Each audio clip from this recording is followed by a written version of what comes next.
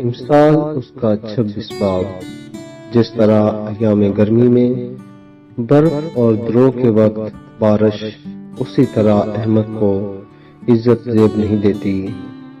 جس طرح گوریا آوارہ پھرتی اور ابابیل اڑتی رہتی ہے، اسی طرح بے سبب لعنت بے محل ہے۔ گھوڑے کے لیے چابک اور گدھے کے لیے لگام، لیکن احمق کی پیٹھ کے لیے چھڑی ہے۔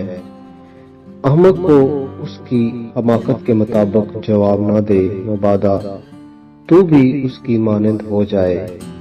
احمق کو اس کی حماقت کے مطابق جواب دے، مبادا وہ اپنی نظر میں دنا ٹھہرے۔ جو احمق کے ہاتھ پیغام بھیجتا ہے، اپنے پاؤں پر کلہاڑا مارتا اور نقصان کا پیالہ پیتا ہے۔ جس طرح لنگڑے کی ٹانگ لڑکھڑاتی ہے، اسی طرح احمق کے منہ میں تماثیل ہے۔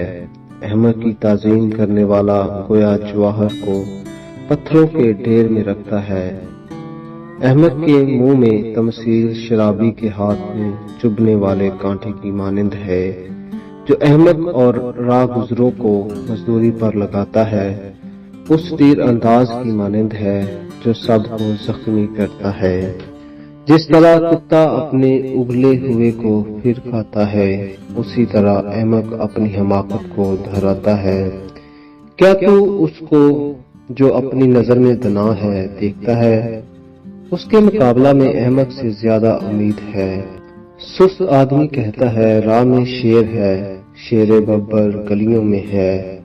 جس طرح دروازہ اپنی چولوں پر پھرتا ہے، اسی طرح سست آدمی اپنے بستر پر کروٹ بدلتا رہتا ہے۔ سست آدمی اپنا ہاتھ تھیلی میں ڈالتا ہے اور اسے پھر منہ تک لانا اس کو تھکا دیتا ہے۔ کاہل اپنی نظر میں دنا ہے، بلکہ دلیل لانے والا 7 شخصوں سے بڑھ کر، جو راستہ چلتے ہوئے پرائے جھگڑے میں دخل دیتا ہے اس کی مانند ہے۔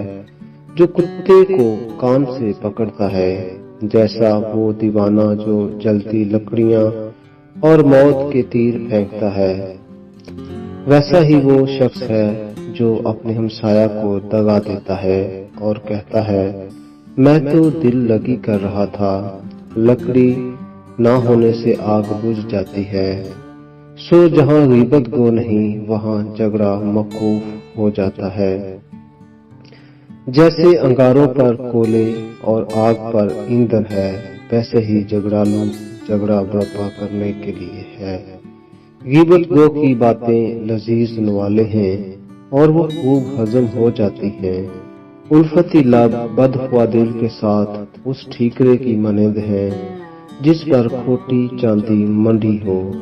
کینہ بار دل میں دھگا رکھتا ہے، لیکن اپنی باتوں سے چھپاتا ہے۔ جب وہ میٹھی میٹھی باتیں کرے تو اس کا یقین نہ کر، کیونکہ اس کے دل میں کمال نفرت ہے۔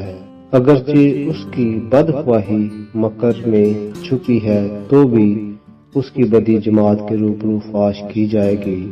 جو گڑھا کھودتا ہے آپ ہی اس میں گرے گا، اور جو پتھر ڈھکیلتا ہے وہ پلٹ کر اس پر پڑے گا۔